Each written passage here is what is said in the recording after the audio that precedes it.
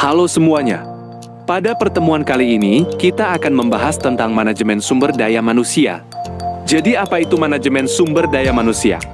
Manajemen sumber daya manusia ialah pengembangan sumber daya manusia yang berfungsi melakukan perencanaan sumber daya manusia, penerapan, perekrutan, pelatihan, pengembangan karir karyawan atau pegawai, serta melakukan inisiatif terhadap pengembangan organisasional sebuah organisasi atau perusahaan.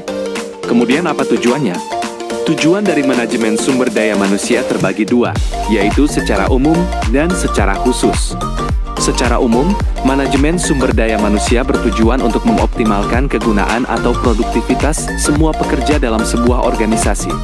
Sedangkan secara khusus manajemen sumber daya manusia bertujuan untuk membantu para manajer lini maupun fungsional agar dapat mengelola pekerja secara lebih efektif. Manajemen sumber daya manusia ini memiliki 4 sasaran yang meliputi sasaran perusahaan, yaitu sasaran yang ingin dicapai perusahaan melalui pengelolaan tenaga kerjanya. Kemudian sasaran fungsional, yaitu sasaran spesifik yang ingin dicapai dalam setiap fungsi dan kegiatan manajemen sumber daya manusia. Dan sasaran sosial, yaitu sasaran yang ingin dicapai perusahaan melalui pengelolaan tenaga kerjanya yang berdampak positif bagi masyarakat dan lingkungan. Serta yang terakhir sasaran pribadi karyawan, yakni tujuan yang ingin dicapai karyawan dalam konteks pekerjaan mereka. Selanjutnya kita harus tahu juga mengenai aktivitas dan tanggung jawab dalam manajemen sumber daya manusia. Aktivitas manajemen sumber daya manusia sendiri ialah tindakan yang diambil untuk memberikan dan mempertahankan gugus kerja yang memadai bagi perusahaan. Sedangkan tanggung jawabnya dapat berupa melakukan perekrutan, mengevaluasi kerja karyawan, memotivasi karyawan dan pemutusan hubungan kerja. Dari hal-hal tersebut tujuan akhir dari manajemen sumber daya manusia adalah peningkatan efisiensi, peningkatan efektivitas, peningkatan produktivitas, rendahnya tingkat pemindahan karyawan, rendahnya tingkat absensi, tingginya kepuasan pelayanan dan rendahnya komplain dari pelanggan, serta meningkatnya bisnis perusahaan. Lalu apa saja fungsi dalam manajemen sumber daya manusia? Fungsi dalam manajemen sumber daya manusia dibagi dua, yaitu fungsi manajerial dan fungsi operasional. Fungsi manajerial meliputi perencanaan, pengorganisasian, pengarahan dan pengendalian.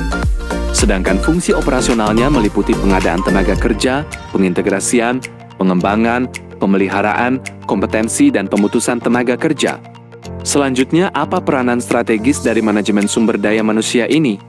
Peranan strategisnya meliputi melakukan analisis jabatan, merencanakan kebutuhan tenaga kerja, menyeleksi calon karyawan, melakukan analisis jabatan, merencanakan kebutuhan tenaga kerja, penempatan karyawan, menetapkan upah, memberikan insentif dan kesejahteraan, memberikan pendidikan, membangun komitmen kerja, memberi keselamatan kerja, memberikan jaminan kesehatan, menyelesaikan perselisihan perburuhan dan membantu menyelesaikan keluhan.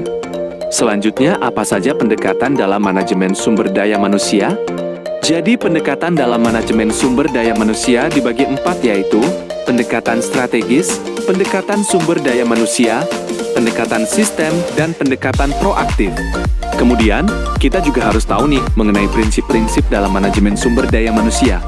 Prinsipnya meliputi prinsip kemanusiaan, prinsip demokrasi, prinsip the right man is the right place, prinsip equal pay for equal work, prinsip kesatuan arah, prinsip kesatuan komando, prinsip efisiensi, prinsip efektivitas, prinsip produktivitas kinerja, prinsip disiplin serta prinsip wewenang dan tanggung jawab.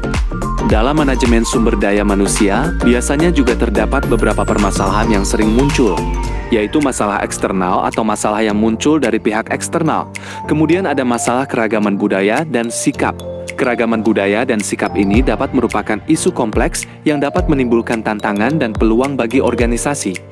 Selanjutnya masalah keragaman dan profesional, masalah ekonomi global, serta masalah migrasi dan imigrasi. Dalam manajemen sumber daya manusia sendiri, ada 2 faktor tantangan yang kerap muncul, yaitu faktor internal organisasi dan faktor eksternal organisasi.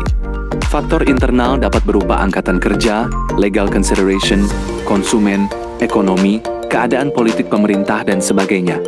Sedangkan faktor eksternal berupa kebijakan, dewan direksi, serikat karyawan, perbedaan individual karyawan, dan sistem nilai manajer dan karyawan. Oke, cukup sekian materi kita kali ini. Terima kasih dan sampai jumpa.